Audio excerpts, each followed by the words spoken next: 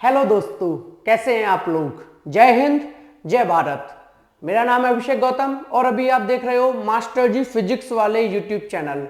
हम इस चैनल पर फिजिक्स को पढ़ते हैं, सीखते हैं और समझते हैं। आज की जो हमारी वीडियो है वो वीडियो है क्लास 9th के लिए। साउंड चैप्टर के क्वेश्चन आंसर डिस्कस कर रहा हूं मैं लखमीर सिंह मंजीत कौर की बुक से। जो एस चंद की बुक है आप लोगों की, लखमीर सिंह मंजीत कौर की, उसके अंदर जो साउंड चैप्टर है उसके क्वेश्चन आंसर डिस्कस कर रहा हूं मैं। आज मैं डिस्कस करूंगा क्वेश्चन नंबर 23 से। मींस इससे पहले मेरी वीडियोज आ रखी हैं जिसमें मैंने बाकी के क्वेश्चन डिस्कस किए हुए हैं। ठीक है, आगे बढ़ते हैं। Question number 23, what is the general name of the waves, what is the general name of the waves consisting of compression and rarefaction. आपको एक जनरल नेम देना है उन वेव को जिसमें क्या होता है, कंप्रेशन होता है, रेयरफैक्शन होता है। आपको पता होगा कंप्रेशन रेयरफैक्शन कैसे होते थे कि पार्टिकल पास पास हैं, पार्टिकल क्या है मेरे भाई, पास पास हैं, तो हम कहते थे कंप्रेशन। इसको क्या कहते थे, कंप्रेशन।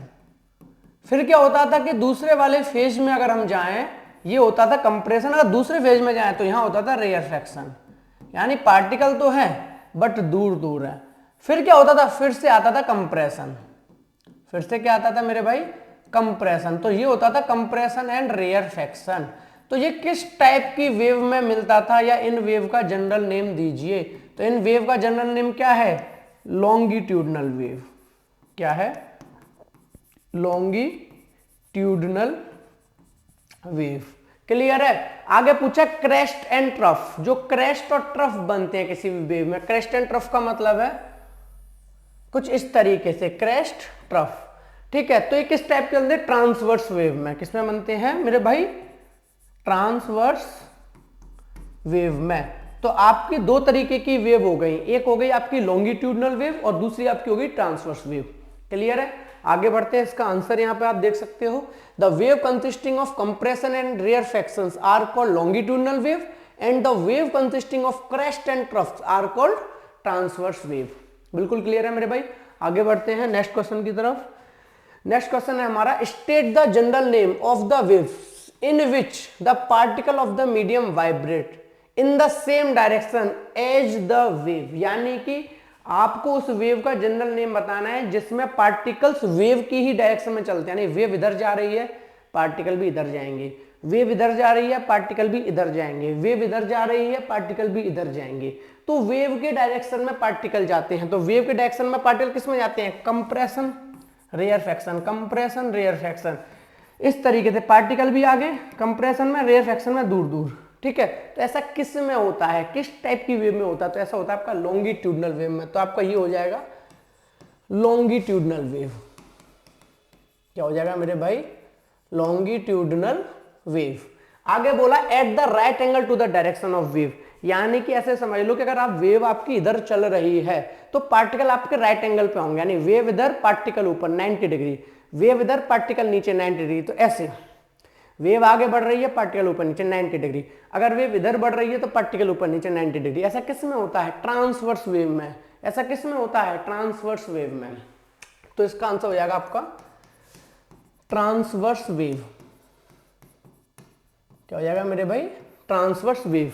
तो क्लियर है। आगे बढ़ते हैं, यहां आपका आंसर गिवन है, the particle vibrate in the same direction as wave, then such type of waves are called longitudinal wave and the particle vibrate at right angle, then such type of waves are called transverse wave. ठीक है, अगर आपको साथ में note down करना है तो आप साथ में नोट डाउन कर सकते हो। अगर मेरे भाई आपको इसकी पीडीएफ चाहिए तो कमेंट सेक्शन में कमेंट कर दो, इसकी पीडीएफ मैं डिस्क्रिप्शन में दे दूंगा, तो आपका टाइम भी सेव हो जाएगा। यहाँ पे आप क्वेश्चन समझ लो जल्दी जल्दी, फिर आप नोट डाउन कर सकते हो आंसर्स। क्लियर है। नेक्स्ट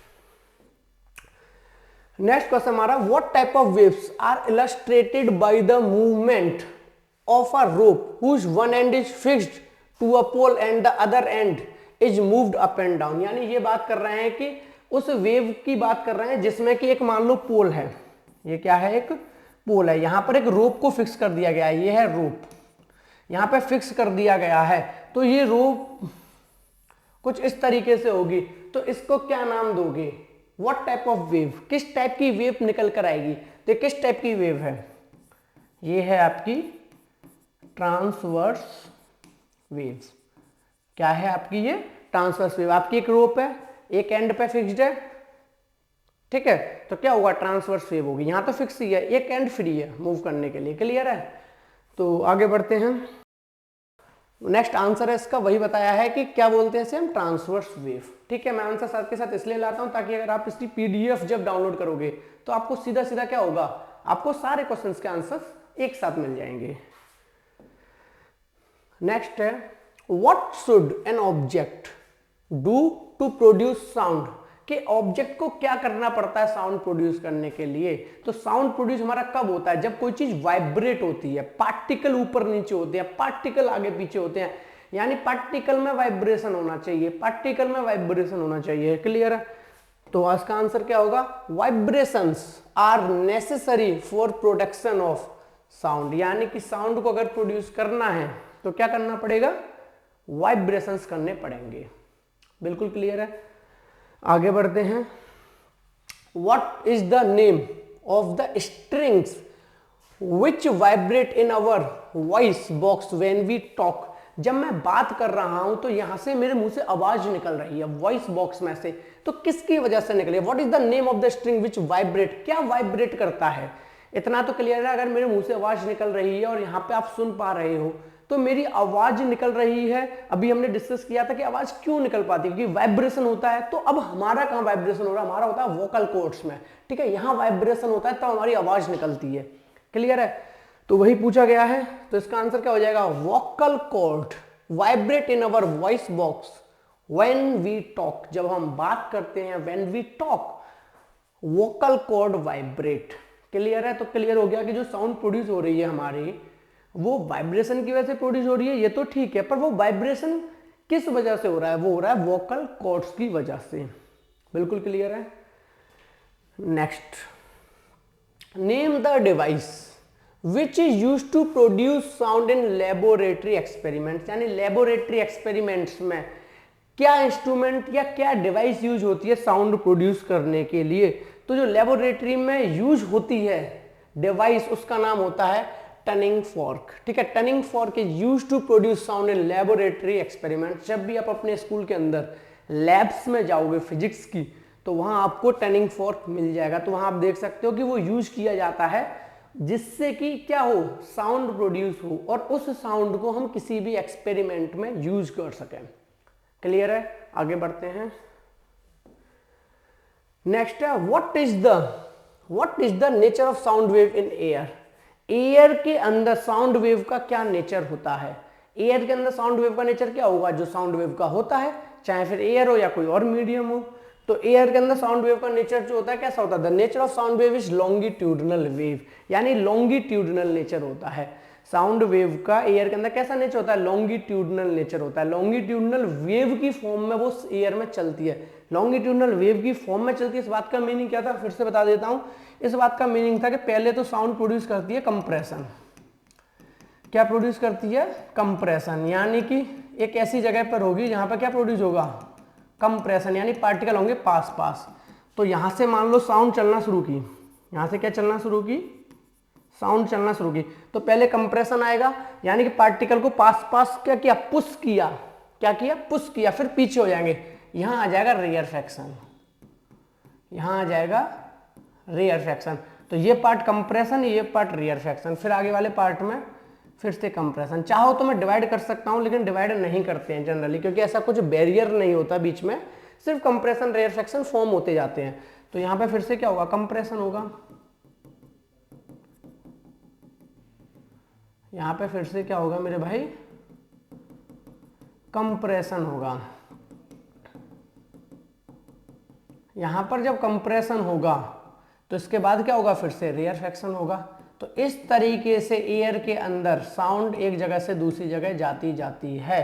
तो यहाँ कंप्रेशन, यहाँ रेयरफेक्शन, यानी पहले कंप्रेशन हुआ, फिर रेयरफेक्शन हुआ, फिर कंप्रेशन हुआ एंड फिर रेयरफेक्शन हुआ। तो ये कंप्रेशन रेयरफेक्शन की जो फॉर्म बनी साउंड की, इसे कहते हैं लॉन्गिट्यूडनल नेचर। क्या बोलते हैं, लॉन्गिट्यूडनल नेचर या लॉन्गिट्यूडनल वेव। आई थिंक बहुत अच्छे से क्लियर हो गया होगा कि एयर के अंदर साउंड वेव किस तरीके से ट्रेवल करती है, क्लियर है। Next question, What conclusion can be obtained from the observation that when the prongs of a sound making tuning fork, जो टनिंग फॉर्क साउंड प्रोड्यूस करती है उसके जो प्रोंग्स हैं touch the surface of the water in a beaker, the water get displaced. यानी कह रहे हैं कि देखो टनिंग फॉर्क है, क्या है, व्हाट कंक्लूजन, क्या कंक्लूजन निकलेगा, obtained from when the prongs of the sound making tanning fork, यानी टनिंग फॉर्क क्या करती है, साउंड प्रोड्यूस करती है, तो नाम क्या लिख दिया, साउंड मेकिंग, जो साउंड प्रोड्यूस करे, साउंड मेकिंग टनिंग फॉर्क है, उसके जो प्रोंग्स है, प्रोंग्स मतलब होता है नुकीले, जैसे वो कांटे वाली चम्मच होती है उसके आगे जो निकले होते हैं, ठीक है, तो उसे प्रोंग्स बोलते हैं। तो prongs of the sound wave making जब टच किया जाए वाटर के सरफेस पे क्या होगा, जब टनिंग फॉर्क के प्रोंग्स को आप वाटर के सरफेस पर टच करोगे, वाटर स्प्लैश आउट हो रहा है, क्यों हो रहा है, क्योंकि वहां पे वाइब्रेशन हो रहा है, तो क्या होगा, वहां साउंड प्रोड्यूस होगी, क्या होगा, साउंड प्रोड्यूस होगी। तो क्या कंक्लूजन निकला देखते हैं कि when the tuning fork touch the surface of water, जब टनिंग फॉर्क वाटर के सरफेस को टच करेगी इन अ बीकर, किसी भी बीकर के अंदर, then tuning fork vibrate and produce sound, यानी कि जैसे ही वो वाटर के सरफेस पे क्या करेगी, टच करेगी, वाटर को स्प्लैश आउट करेगी, यानी कि वहां पे वाइब्रेशन होंगे, और वाइब्रेशन होंगे तो क्या होगा, साउंड प्रोड्यूस होगी। तो ये हमारा हो गया कंक्लूजन, जो साउंड प्रोड्यूस हुई, ये क्या हो गया हमारा कंक्लूजन, ये हमारा कंक्लूजन हुआ जब हमारा टनिंग फॉर्क के प्रोंग्स वाटर सरफेस पे क्या हुए, टच हुए, वाटर को स्प्लैश आउट किया। बिल्कुल क्लियर है मेरे भाई। नेक्स्ट क्वेश्चन की तरफ बढ़ते हैं। State whether the following statement is true और फॉल्स। आपको एक स्टेटमेंट दिया हुआ है और आपको बताना है कि ये सही है या गलत है, सत्य है या असत्य है। तो साउंड प्रोड्यूस्ड बाय अ वाइब्रेटिंग बॉडी, वाइब्रेटिंग बॉडी है यानी वाइब्रेशन कर रही है, उसकी वजह से साउंड प्रोड्यूस हो रही है, travels to our ears by the actual movement of air, यानी ये कह रहा है कि एक वाइब्रेटिंग बॉडी यानी जो वाइब्रेट कर रही है, मतलब पार्टिकल को इधर उधर कर रही है, वाइब्रेट कर रही है, साउंड प्रोड्यूस कर रही है, उसकी आवाज जो हमारे कानों तक आ रही है, उसकी आवाज जो हमारे कानों तक आ रही है, क्या वो इस वजह से आ रही है क्योंकि एक्चुअल मूवमेंट ऑफ एयर हो रहा है। अगर इस बात का तो मतलब ये हो गया मेरे भाई कि अगर हवा रुकी हुई है, हवा नहीं चल रही है, तो हमारे पास साउंड नहीं आएगी, तो ये हमारा false.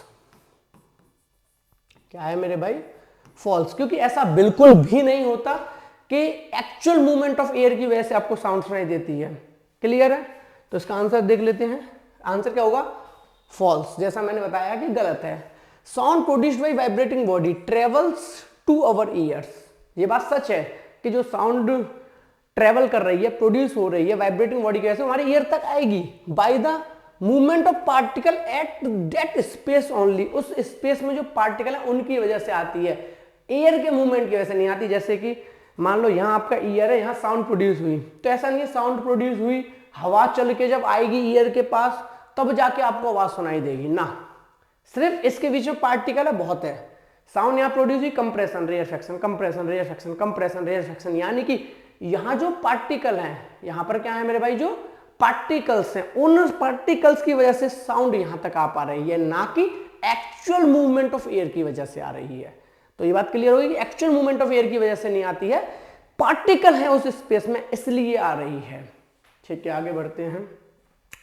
Next question, which of the following travels slowest in air and which one fastest, यानी कि इनमें से कौन सा है जो सबसे धीरे चलता है एयर में और कौन सा सबसे फास्ट चलता है। तो नाम से आपको समझ में साफ साफ आ रहा है, सुपरसोनिक एयरक्राफ्ट की बात हो रही है, लाइट की और साउंड की। हम सबको पता है जब भी कुछ बिजली कड़कती है, तो जब ठंडा स्टॉर्म होता है या कभी भी बिजली कड़कती है, तो क्या देखा होगा आप लोगों ने कि जब बिजली कड़कती है तो पहले आपको लाइट दिखाई देती है और फिर बाद में आवाज सुनाई देती है, यानी कि लाइट पहले आ जाती है इसलिए दिख जाती है, साउंड कुछ सेकंड बाद सुनाई देती है, यानी साउंड लेट आ पाती है। तो सबसे फास्ट कौन चलता है, लाइट। तो लाइट क्या हो गई मेरे भाई, फास्ट, जो सबसे तेज चल रही है। तो सबसे स्लो कौन चल रहा है, सबसे स्लो चलती है साउंड। सबसे स्लो कौन चलता है, साउंड, यानी सबसे फास्ट हो गई लाइट, सबसे स्लो हो गई साउंड। तो क्लियर है मेरे भाई। तो यहां हमें यही बताना था कि इनमें से कौन एयर में सबसे तेज चलेगा या स्लो चलेगा। क्लियर है। तो ये सारे क्वेश्चन आंसर्स थे जो कि हमने डिस्कस किए लखमीर सिंह मंजीत कौर की बुक से, किस चैप्टर के, साउंड चैप्टर के। क्लियर है। मैंने आपको पहले ही बताया हुआ है कि डिफरेंट बुक से मेरे क्वेश्चन आंसर्स आ रहे हैं, डिफरेंट बुक से मेरे टॉपिक्स आ रहे हैं। तो इसी को देखते हुए हम लोग सीक्वेंस में वीडियोस बना रहे हैं। अभी हमारी जो वीडियो चल रही है वो 9th की चल रही है और 10th क्लास का लखमीर सिंह मंजीत कौर पूरा हो रखा है एस चंद से। अब हम फोकस कर रहे हैं अपना प्रदीप की बुक पे। क्लियर है? ऐसे ही हम 9th के साथ करेंगे बहुत ही जल्दी। 9th वाले आप लोगों के लिए हमारी एस.सी. वर्मा की बुक से कॉन्सेप्ट स्टार्ट हो जाएंगे और एस.सी. वर्मा की बुक से क्वेश्चन आंसर्स भी स्टार्ट हो जाएंगे। क्लियर है? तो मिलते हैं फिर नेक्स्ट वीडियो में कुछ नए टॉपिक्स और नए कॉन्सेप्ट्स के साथ, कुछ नए क्वेश्चन आंसर्स के साथ। ठीक है? Thank you so much.